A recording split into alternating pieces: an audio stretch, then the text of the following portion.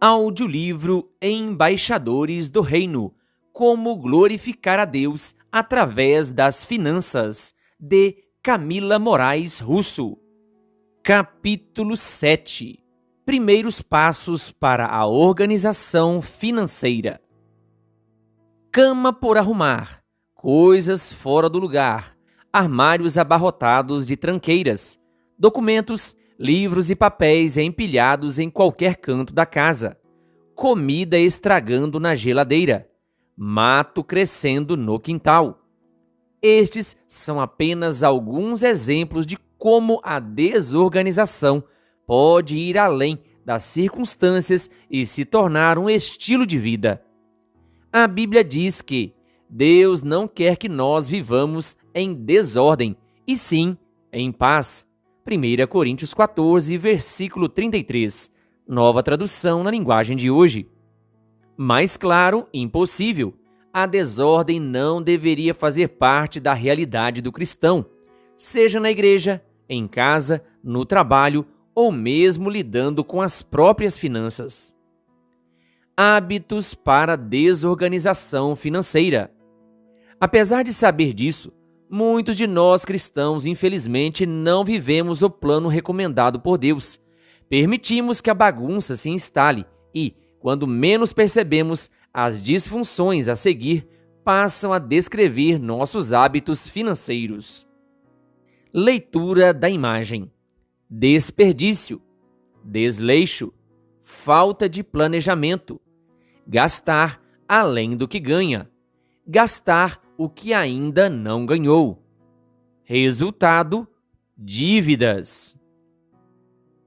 Desperdício não tem que ver somente com torneira vazando, luzes acesas sem necessidade e comida jogada no lixo.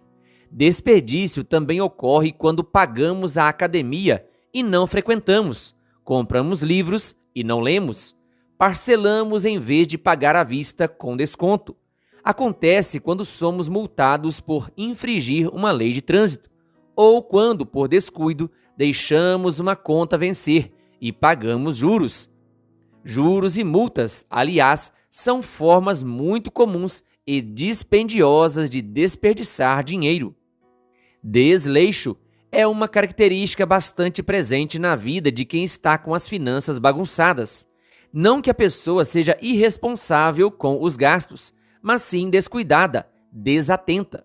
Em geral, ela até faz alguma ideia de quanto representam as suas contas mais relevantes, como aluguel, água, energia, mensalidade escolar, mas não se preocupa em manter uma anotação básica das entradas e saídas de cada mês, nem em conferir extratos, boletos e faturas. Pequenas despesas lhe passem despercebidas, enquanto novos gastos são incorporados sem muito critério. No fim, o dinheiro acaba, sem que se saiba para onde foi. Falta de planejamento é viver o hoje, como se não houvesse amanhã. Essa é uma prática muito perigosa para as finanças, tanto do indivíduo como das pessoas que dependem dele. Gastar além do que ganha é romper o limite do que a própria renda é capaz de suprir. Isso ocorre toda vez que a pessoa mantém um padrão de vida incompatível com suas receitas. De onde virá o dinheiro para bancar a diferença entre o pouco que entrou e o muito que saiu? De um empréstimo junto a um credor, dívidas, do calote a um fornecedor, contas em atraso, ou de sonegar o fisco, fraude. Em alguns casos, quando possível, pode vir também da ajuda de parentes. Não é raro observar filhos adultos, maduros, com carreiras encaminhadas e famílias formadas, ainda dependendo de receber suporte financeiro dos pais. Gastar o que ainda não ganhou é se comprometer com parcelas de dívidas, esperando manter ao longo de meses a mesma condição de renda e estabilidade desfrutada no presente. Essa prática é comum, especialmente na compra de bens de maior valor, já que muitos se consideram incapazes de conquistar patrimônio sem contrair dívidas.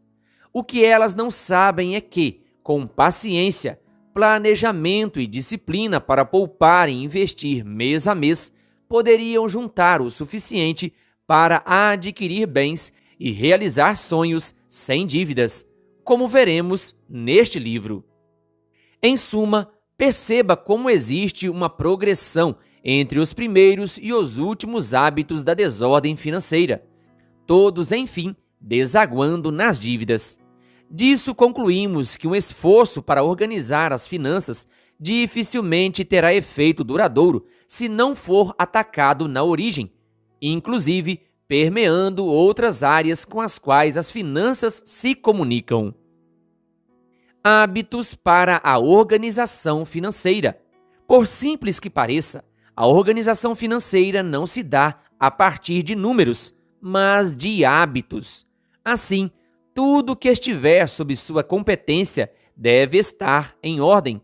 Cabe reforçar, além de ser contra a vontade de Deus, a bagunça é como um ralo por onde escorre uma imensa quantia de dinheiro.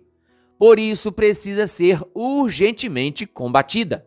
Nesse sentido, em relação às finanças, a seguir apresento 10 boas práticas simples e úteis. Tenha um plano de compras. Vá à despensa e à geladeira antes de ir às compras. Avalie o que está estocado há muito tempo. Se ainda não foi consumido, programe-se para consumir. Se está vencido, descarte e reflita se deve comprar de novo. Por fim, formule uma lista do que é necessário. Tenha uma agenda de compras. Evite ir ao mercado, feira e açougue em dias aleatórios. Transitar pelas prateleiras irá favorecer que você compre coisas que não foram planejadas. Escolha um dia da semana ou da quinzena para ir às compras, de preferência aquele em que geralmente há promoções.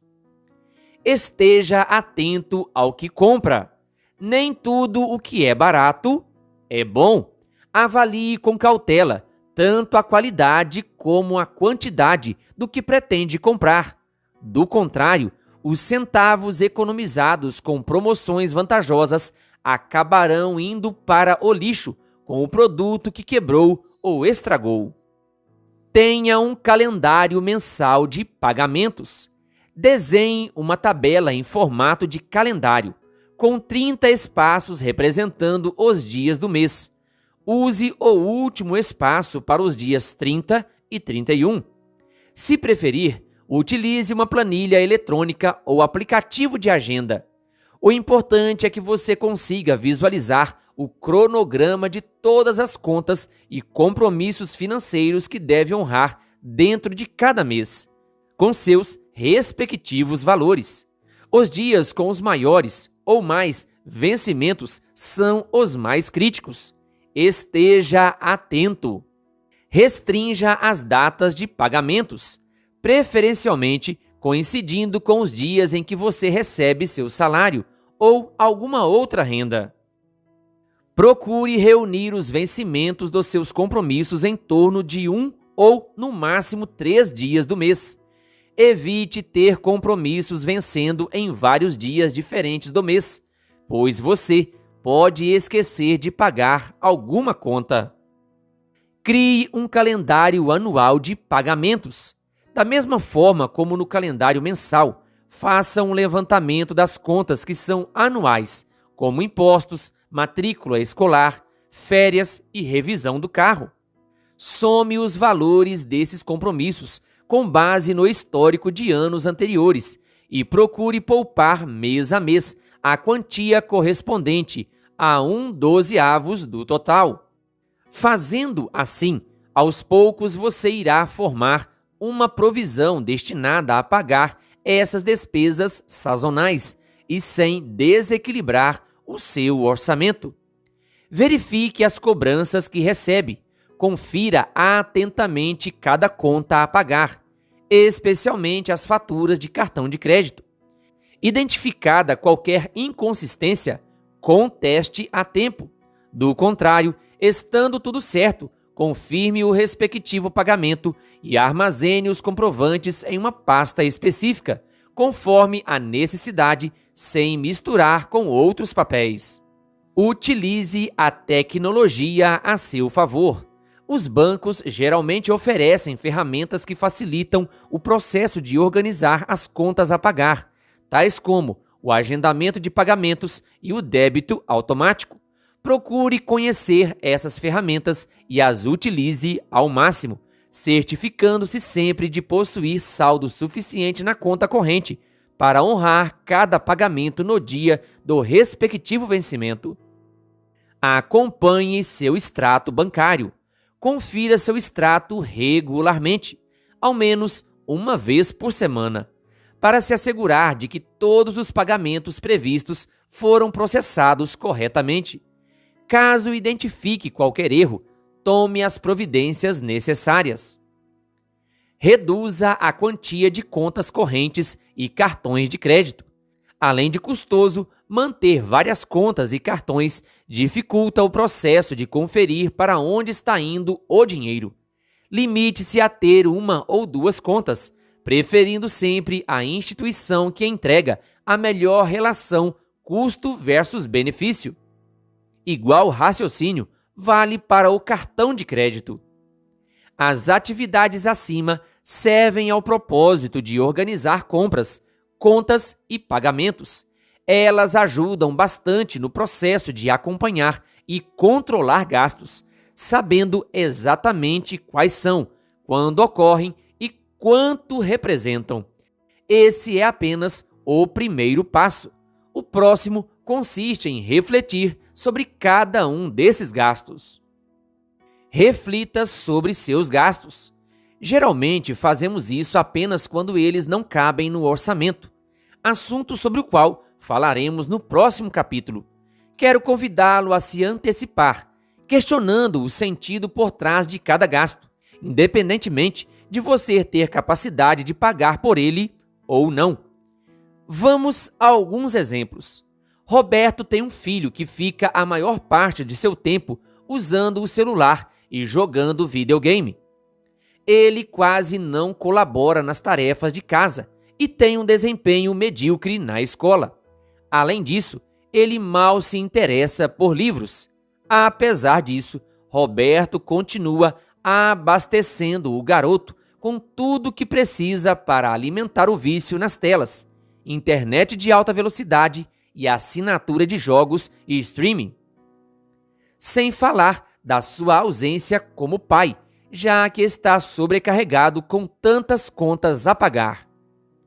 Faz sentido? Adolfo, detalhando todos os seus gastos, descobre que nos últimos meses não saiu sequer uma vez com a esposa para um jantar a dois. Em contrapartida, ele teve momentos especiais de celebração com parentes e amigos. Pergunta: será que a esposa do Adolfo está feliz com esse desequilíbrio? Não seria o caso de ele conversar e combinar com ela uma forma de priorizar e valorizar alguns momentos a sós, a fim de fortalecer o vínculo do casal?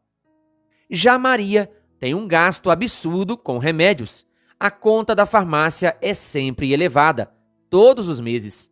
Altos níveis de colesterol, açúcar no sangue, pressão alta, prisão de ventre, queimação no estômago e insônia são alguns dos males que ela costuma combater com o uso de medicamentos. Em contrapartida, Maria se alimenta muito mal, com uma dieta rica em gorduras e pobre em vitaminas e fibras, além de não praticar atividade física, trocar a água por refrigerantes, não dispensar o café e ir tarde para a cama. Certamente sua conta na farmácia reduziria significativamente se ela passasse a adotar hábitos saudáveis, sem falar no bem que isso faria para sua qualidade de vida. Será que não passou da hora de promover mudanças? Giovana e Mauro capricharam nos presentes e celebrações do último final de ano. A casa é enfeitada, a família toda com roupas novas, a árvore natalina cercada de presentes caprichosamente embrulhados, comida farta e saborosa sobre a mesa, Réveillon na praia. Tudo perfeito. Em contrapartida, os primeiros meses do ano que se inicia já estão sobrecarregados de dívidas. Afinal, foi-se todo o 13º salário do casal e o restante das compras realizadas foi parcelado no cartão de crédito, já que eles não tinham dinheiro para pagar à vista. Pergunto, será que valeu a pena terem passado alguns dias desfrutando de um padrão de vida incompatível com a renda deles, à custa de sabotarem a tranquilidade financeira de vários meses à frente? Embora esses nomes sejam todos fictícios, situações como essas refletem a realidade. Talvez você tenha se identificado com alguma delas. Precisamos compreender que nossas finanças são uma extensão das nossas escolhas. Sendo assim, organizar as finanças implica repensar as escolhas que fazemos. Deixo o espaço abaixo para que você pare e reflita. Utilize as linhas abaixo e responda: quais escolhas têm sido acertadas? Quais você precisa reverter? Quais precisam sair dos planos para a prática? Caso você não tenha um livro em mãos, use uma folha de papel para essas anotações. Antes de mais nada, ore. Pai eterno, aprendi hoje que as minhas finanças apenas reproduzem o estilo de vida que eu venho levando. Querido Deus, ajude-me a eliminar a bagunça da minha vida e viver conforme tua santa e boa vontade. Peço-lhe em nome de Jesus. Amém. Saiba mais. Acesse o link na descrição deste áudio para mais conteúdo sobre o assunto deste capítulo. Querido ouvinte, que Deus lhe abençoe. Se você ainda não é inscrito em nosso canal, se inscreva e ative o sininho das notificações. Canal O Bom da Bíblia, compartilhando a Palavra de Deus.